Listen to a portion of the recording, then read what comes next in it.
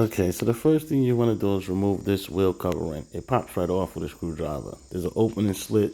You pop it and just start pulling it and it'll come up. This is how it looks when it's up. You remove that bolt where I marked here, and then there's another nut, two nuts marked there where I say here. Now you want to go down to the bottom and remove this, this is a bolt. You remove that bolt here. And you want to just unscrew that out. And then you want to loosen those screws, that one and that one. You can take them all the way out, or you can just loosen them to where they're basically almost out. Then you want to get a screwdriver or a pry bar and pry your shock out of the housing. Then once it's out, you just want to grab it and shimmy it out of the housing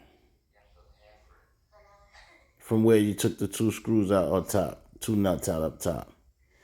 Then you want to put your new one in,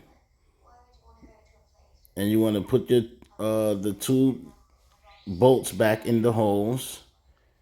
And then you see I removed those two bolts completely. And then you want to put your shock inside back in the housing. And sometimes it may not fit because the shock is a little offset.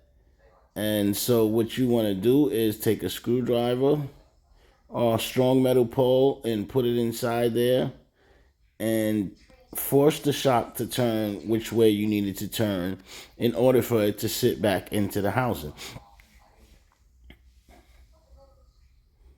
And then once it's turned, it may seem like it don't want to turn, but it's turning. So turn it and force it a little bit. And then once it's set, it'll slide right back in.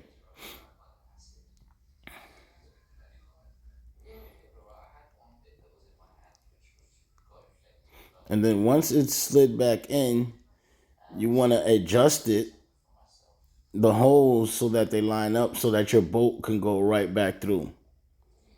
You see the adjusting? All right.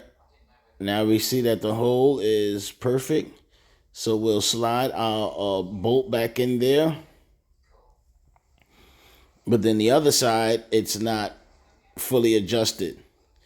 So we're going to pull the bolt back out a little bit just so we can have the adjustment space. And we're going to put our pole, our screwdriver back in there and straighten it right up. And then see how straight it is. And then we're going to just tighten that right back up. Then you're going to take your jack and put it here. And jack the control arm back up so that you can put your two bolts back in. And once that is done, that's basically how you change the shock.